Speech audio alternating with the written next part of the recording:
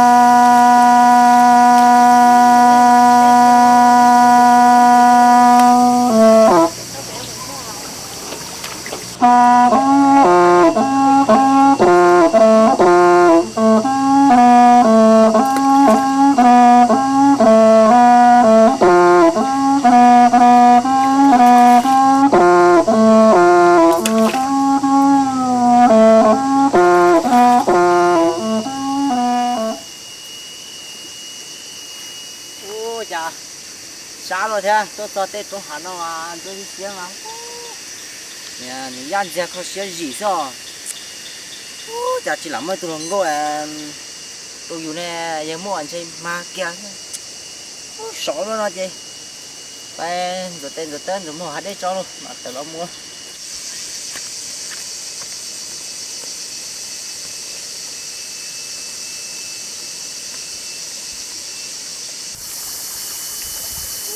Sợ đâu.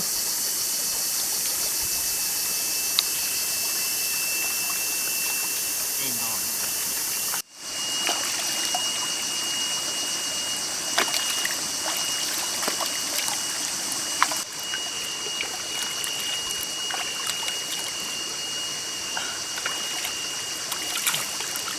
Dạ.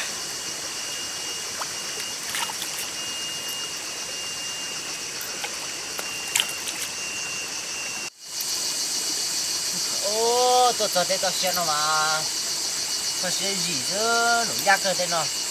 Mà tên đây thì tiền hả mà. Nó xe thì tiền ra. Ô, chẳng mua thùng của bé nè. Yo, yo nói chuyện mà kia thôi mà. Yo, sai đâu.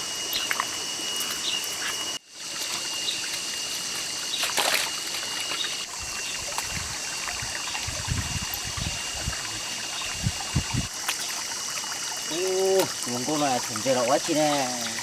Tao nung quá. Ô, chúng con này cứ hỏi thì tôi nè. Tao nung thép chơi đó quá. Mua. Mua tao lại có cho. ô tụi nó có nhớ thế có tổ thế tôi nè chỉ có ô cũng chạy tay nó Mua cái tôi thằng chơi đó tôi chi nè. người cũng là tốt phòn trẻ ha Rồi, có một cái độc về dầu thái pe. tụi nó to cơ mà để chế mua rồi kìa Cũng mua mà.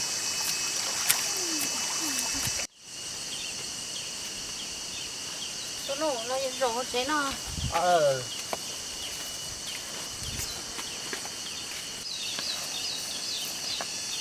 rồi to tụi nó có sản nào của thằng này có sản nào chưa Chứ mà chỉ ra tụi mua. Cứ ăn nhiều xe có con nhau ở đây để sản nó có thảo biết lo sao. nó Tụi mua tao nó có thể có một tao mất chỉ nè. cú lo cú cú chỉ tao mua Đó. Tụi mua đây thì có tao mất chỉ này có một cả nữa. tụi nó cả đất chứ mà À sẽ có một cả cho mà. tụi nó có thì cả này cả đất chứ nào Tụi mua của tia có cả gì ở bên núi cũng có sấy cơ theo tôi cho có một nụ cũng nó là nó đi được sư chỉ nên đỡ xuống mồ tô mà đó tụi nó có một cả ướp một con nào mua cũng mua đi để ướp một nhỉ mua cũng mua đấy